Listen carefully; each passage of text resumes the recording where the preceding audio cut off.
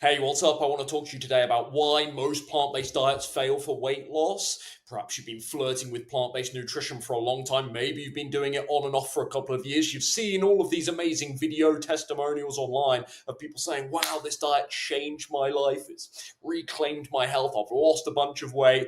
And maybe you've had results in spurts, but you're wondering why no major breakthrough. Why am I not still seeing the numbers that I want on the scale? Truth be told, this is a two-part problem. You need to fix both of these things. Both of these things need to come together, and then you're going to be finally in control of your weight loss progress. And in the coming months or years, you will reach, you better believe it, I can say it with certainty, you will reach your ideal healthy body weight range if you fix these two things. It's very likely, though, that you're making one or several mistakes in both of these categories. So today I want to give you a new framework to think about your plant-based weight loss struggles right now so you can start knowing what to take action on, feel crystal clear after this video.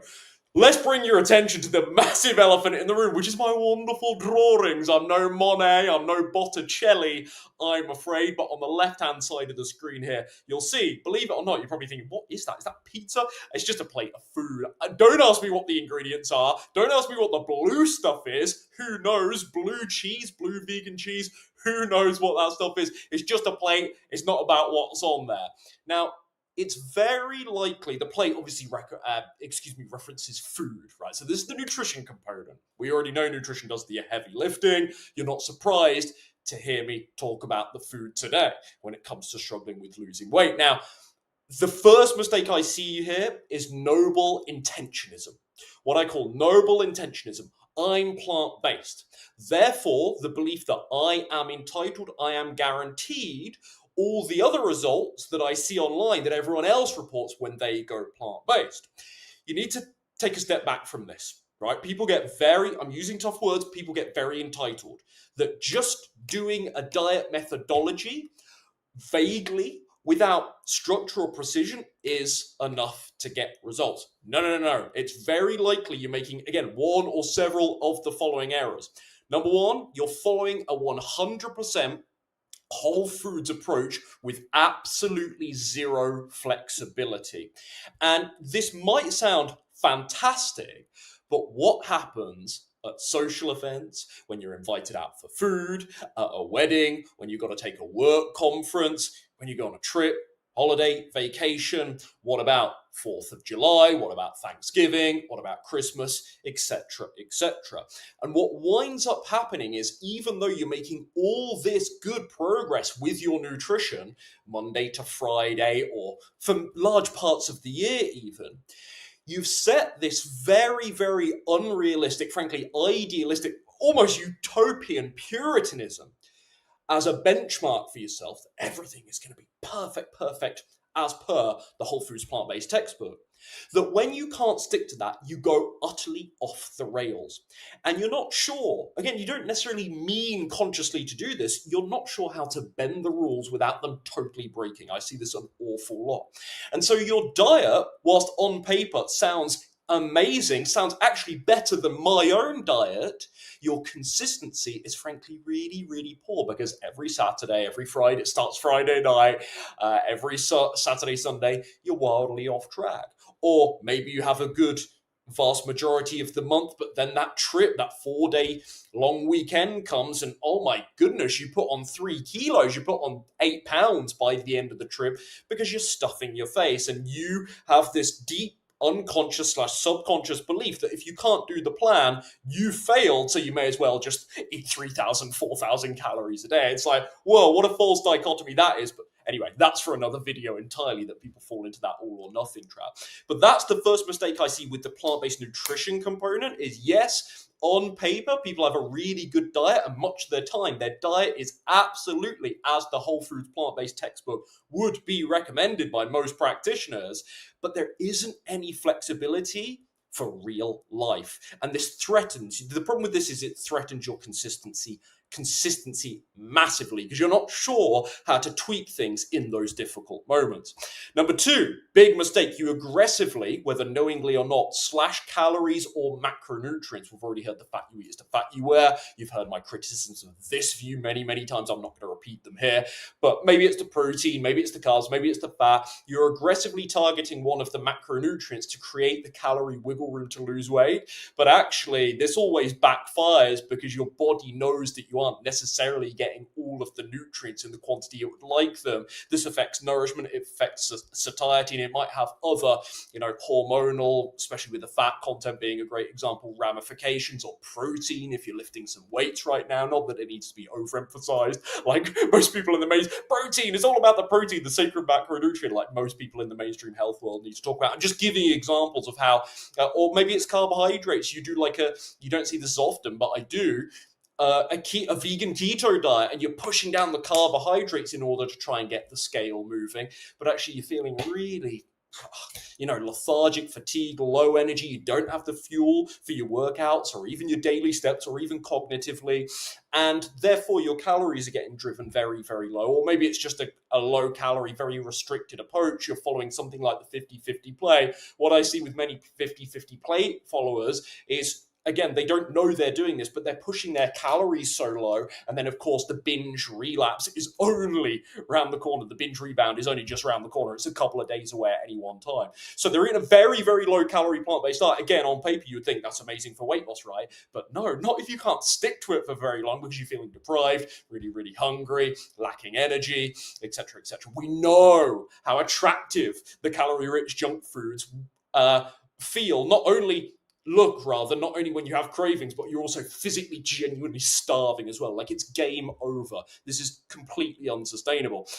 Mistake number 3, it's too vague. Oh, I see this all the time. Just eat plants. Again, that noble intentionality. It's like, well, I'm doing the right thing, right? I'm eating the plants. I'm eating the whole foods with no respect for, bluntly put, calories or portions, or again, the macronutrient breakdown, the composition of those meals, and principles like calorie density and volume eating, the stuff I'm working on with my clients inside Vegan, Slim and Sustain. It's too vague to have success. And maybe you're coming from, respectfully, having 70 or 80 plus pounds to lose, 20, 30, 40 kilos to lose. And so just transitioning from pizza and burgers and bottles of wine every weekend to just eat plants, adding more whole foods to your diet without even being perfect and without worrying about portions, calories, etc., without even paying any mind to that stuff, maybe that does yield the first 10, 20 pounds drop.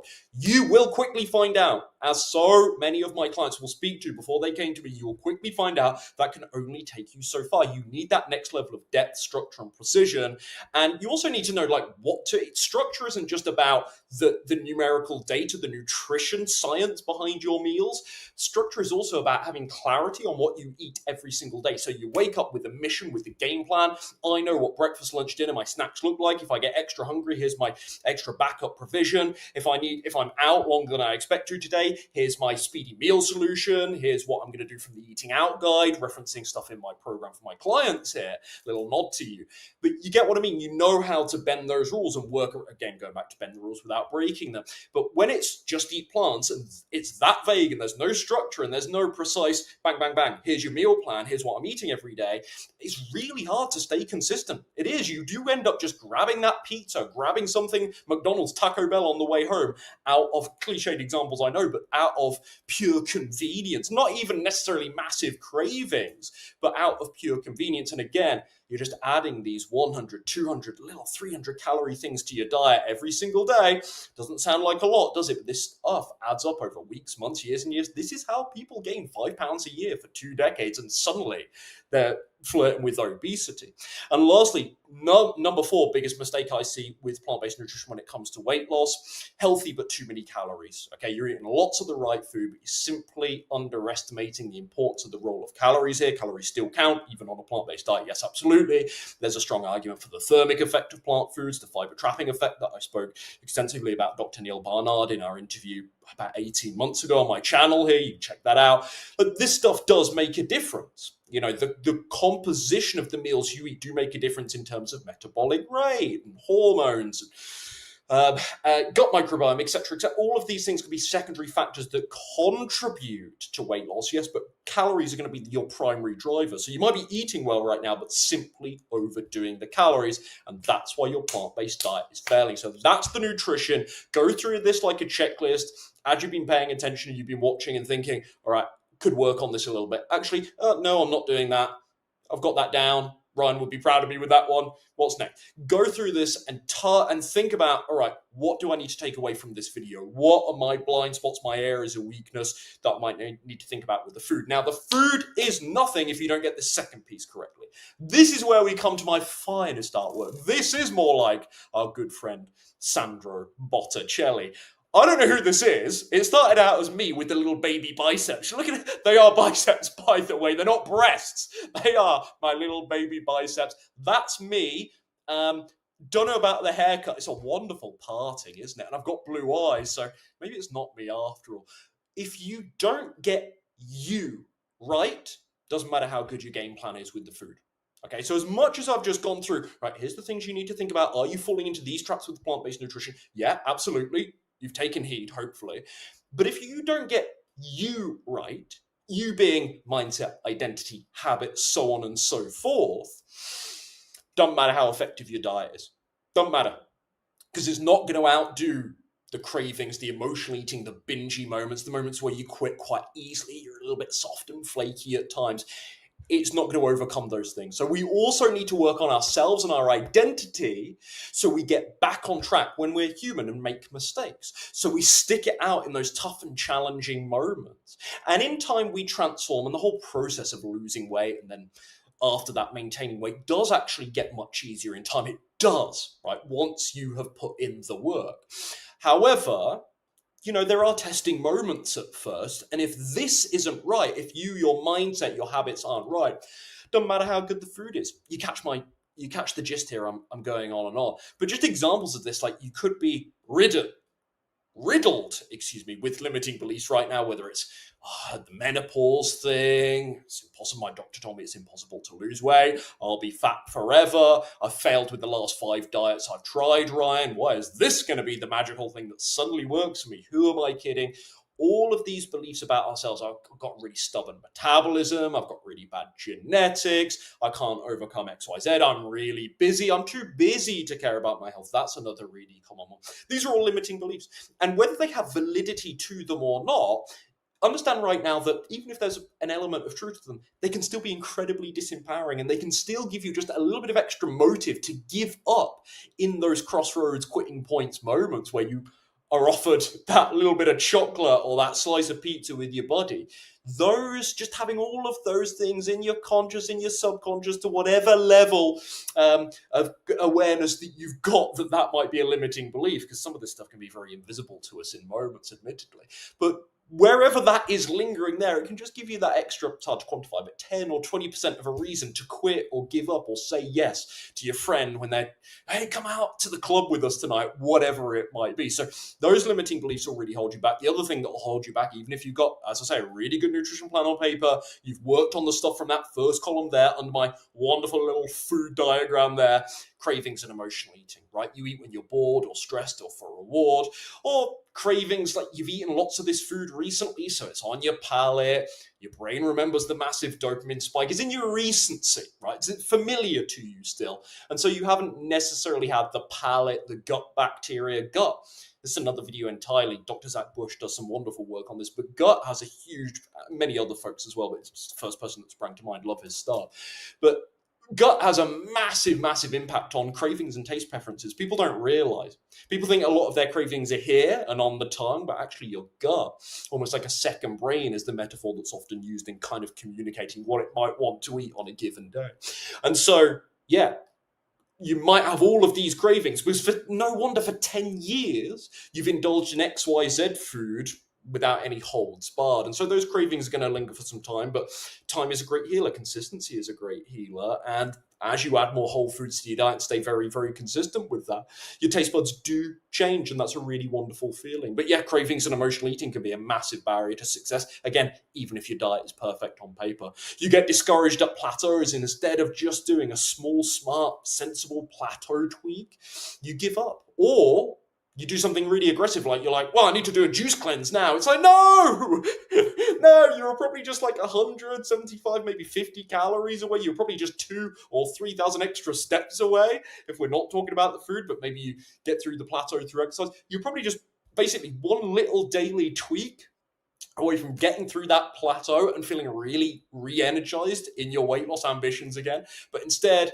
you took it as a sign that, oh, I'm broken. Maybe this is the one I hear all the bloody time. Excuse my language, but this boils my blood. It really does.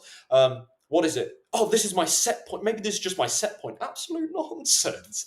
Absolute nonsense. So your set point isn't 30 pounds above your ideal healthy weight range. That is an absolute nonsense. So yeah, rather than fight the good fight, stay in it. And, of course, plateaus are really frustrating. Weight loss is an emotional process. You're putting in so much work and energy, and it can be really hard, as I say, in moments. And so when that scale does stop moving, it's almost more frustrating when it has been moving because you're so used to the success that it can quite rock you. I see this with my first clients in Vegan Slim and Sustain. My clients, when they hit their first plateau, rather, in Vegan Slim and Sustain, they're so used to the success that the first plateau completely shocks them, even though I've done a lot of expectation management with them, not to speak patronizingly about this process. I do an awful lot of expectation management. And there is still this element of, I couldn't see this. I knew you prepared me for it, Ryan. I knew one was coming, but this really frustrates me. This really bothers me because I'm on the back. It would bother you anyway, but especially when you're on the back of 8 weeks of good weight loss and you get so conditioned to that success and the scale dropping every week and feeling so motivated and incentivized, and you start becoming expectant and quite entitled, frankly, of it continuing. And you just got to be really, really careful with that, I think. Plateaus are always part of this process. You just got to make a smart, sensible tweak instead of giving up. No accountability. Right, this is actually a huge part of why people fail. There's no one in their corner. There's no one on their team. They feel very isolated. No one around them in their personal lives gets this, and that's both wanting to lose weight and, frankly, this rather, let's call a spade, very, very obese culture nowadays, and only worsening. And not just that, but also the vegan plant-based angle, right? As far as that's relevant to you, because it's one thing going against the grain and saying, hey, I want to change my body when society is kind of normalizing obesity. It's and bad food, bad lifestyle habits. It's another thing to say, hey, and I'm going to do it without animal products. You and I would laugh because it's like, that's not unreasonable at all. Totally get it. Totally get why you'd want to do that for a litany of ethical and health reasons. But the average person, that means no protein. Yes, because animal products are the only darn source of protein, aren't they? Anyway, let's not get into all of that. It's another rant. There's another Ryan rant for another video. Let me know down below if you want to see my rantings on protein some more. But there's no one here to validate you. Nobody else gets it. You feel isolated. You don't feel supported. You don't have anyone to talk yourself off the ledge when you've got a really strong craving. You don't have anyone to cheer you up when you've hit a bad weight on the scale. These little positive conversations you can have with people that are truly aligned, truly on your wavelength, and they want the best for you health-wise. Whether it's a coach, whether it's a workout buddy, whether it's just a close friend that's also on a journey. Maybe they're doing something slightly different, but they're also on a journey to master their health, whatever that looks like to them. Just having that positive encouragement from them, having that, this is no reason to give up. Come on, let's get back to this, Rye. Or maybe it's a more stern, tough, loving word, whatever it is. Just having that person to reframe, bounce ideas off, counsel you when you're struggling. Absolute game changer, mustn't be underestimated. And lastly, on my final bullet here, but I've kind of explained this in other ways. I've implied this, like the life happened excuse. It's like, well, yeah, I am much of the time the right person. I can deal with the plateaus and the cravings. I've been nodding my head, Ryan. I don't think I have that many limiting beliefs around all of this stuff. I'm not doing as much emotional eating as I used to. The scale's still hardly moving. Well, let's look at your social calendar, mate. Let's see what's going on there. And then you suddenly realize, oh my goodness, okay, every weekend you've got something that throws you off track a little bit. And what you'll notice about life happens, social stuff, trips, vacations, busyness, stress, so-and-so got sick, so I had to cover them at work, or one of the kids was sick. What you'll notice about these things is they don't just lead to one little mistake or one day of poor eating. There's an after effect because it gets you back in the bad habit cycles. And then the next day you're eating very poorly as well. And before you know it, you're doing the whole BS Monday restart nonsense. So that's it. You have to change. You have to get the nutrition right. And this is the secret, this is the solution to long-lasting success on the scale, to losing weight, but then also maintaining it, is focusing on these two things. And I have seen all the things I've talked about today. This is the exact cycle I've seen in almost 600 clients now in the 5-6 years I've been doing this full time before they started with me. I see these traps again and again and again. And so the answer, the solution to your plant-based weight loss struggles right now is, again, twofold. Number one, you need a plan that's built to last, that actually works. It's not just eat plants. It's not just hit and hope. Oh, I'm going to try this plant-based thing. Yeah, but what and how much? And what's that going to precisely look like? It's very vague. Plant-based. What does that mean exactly? What is the composition of your meals looking like? How many meals are you going to eat per day? How does that translate in terms of calories and macronutrients? So you need a plan that's built to last and that works on the scale, number one. And number two, most importantly, because the nutrition doesn't matter if you don't get this right, you need to become the person who can actually sustain it. And again, this is why I created Vegan, Slim and Sustain, to give you both of these pieces, to give my clients both of these pieces, a plan that actually works in the real world and gets results on the scale because it's precise, because it's structured, because it's crystal clear. And then the inner transformation, mindset, habits, limiting beliefs, etc., to actually make this stuff stick over the long term. It's not about noble intentionality. Once again, it's not about another short-term push, another, shot at perfection, or doing something really maybe extreme for a bit. I need all these restrictive rules, and that's the only way to get success. We know where this goes. Like, the intentionality is not enough. Right? You need a system that's actually built to last, basically, is what I'm trying to say here. No more hitting and hoping, no more winging it. And then, of course, you need a mindset that pulls you back on track automatically. And habits that make staying slim your new normal. I've been saying this loads lately. You want habits to pull you back on track to the extent that just being slim, just taking care of your health, it feels like your default setting. This is just how I live now. That's the secret, because then it doesn't have to feel forced. You don't have to apply loads of discipline. There's a bit of willpower and motivation involved, absolutely. Like, it's still never easy.